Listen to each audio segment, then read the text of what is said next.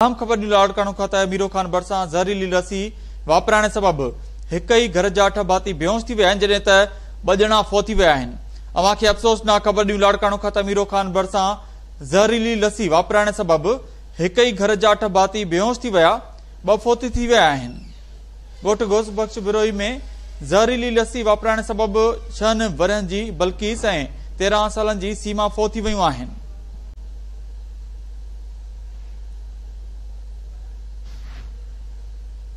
बेहोश थियल घर भातियुनि में 2 औरतूं जन्नत खातूं ऐं रुबीना शामिल आहिनि। अव्हांखे ॿुधायूं त अमीरो खान भरिसां ज़हरीली लसी वापराइण सबबि हिक ई घर जा 8 भाती बेहोश थी विया, 2 फौती विया आहिनि।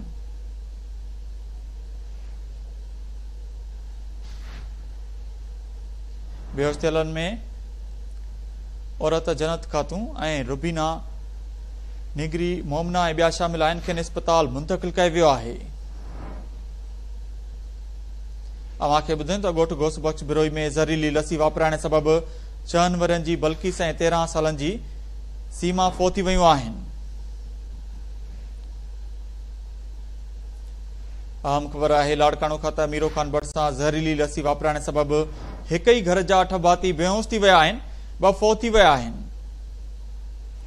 बेहोश थियलनि खे अस्पताल मुंतक़िल कयो वियो आहे, तिबी इमदाद जारी आहे। अव्हांखे ॿुधायूं त ॻोठ घोसबख्श बिरोही में ज़हरीली लसी वापराइण सबबि 16 वरहनि जी बल्कीस ऐं 13 सालनि जी सीमा फौती वयूं आहिनि। इन हवाले सां वधीक तफ़सीलनि लाइ असां सां लाइन ते मौजूद आहे लाड़काणो खां केटी न्यूज़ जो रिपोर्टर हनीफ सोहाग। जी हनीफ, अपडेट कजो।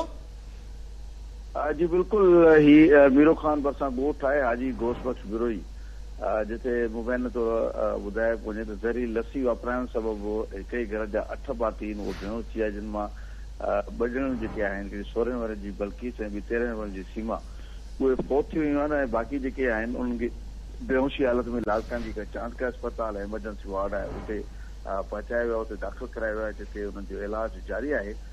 जेके फौत थी वियूं आहिनि जेके डिंगरियूं आहिनि, उन्हनि जे वारसनि जो चवणु आहे त लसी पीअण सबबि जेको आहे 2 जेके आहिनि उहे डिंगरियूं फौत थी वियूं आहिनि ऐं ॿिया बेहोश आहिनि। वॾी महिरबानी अपडेट करण लाइ हनीफ सोहाग।